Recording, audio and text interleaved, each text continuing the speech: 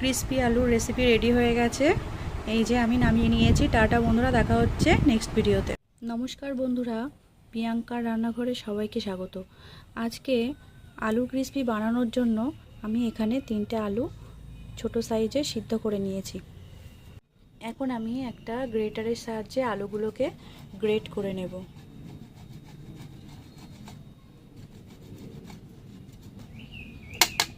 এইভাবে সবগুলো গ্রেট করে নিতে হবে।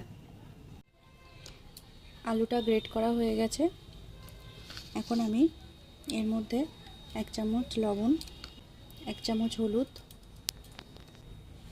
1 চামচ লঙ্কা গুঁড়ো, 1 চামচ জিরে গুঁড়ো, 1 চামচ ধনে গুঁড়ো, ম্যাগি মশলা,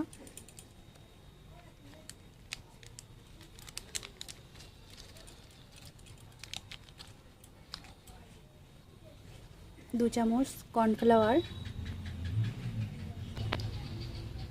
হাফ চামচ গরম মশলা দিয়ে দিলাম। এবার এটাকে ভালো করে মেখে নেব।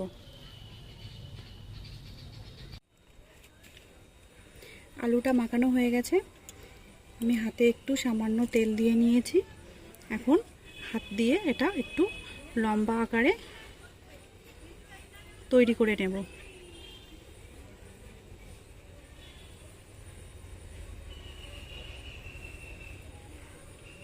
এই যে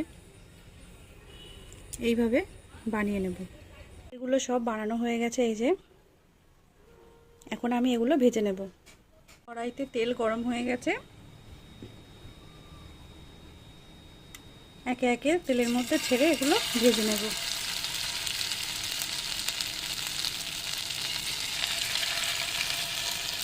এগুলো সব তেলে ছাড়া হয়ে গেছে। এখন এপিট ওপিট করে ভালো করে ভেজে নিতে হবে।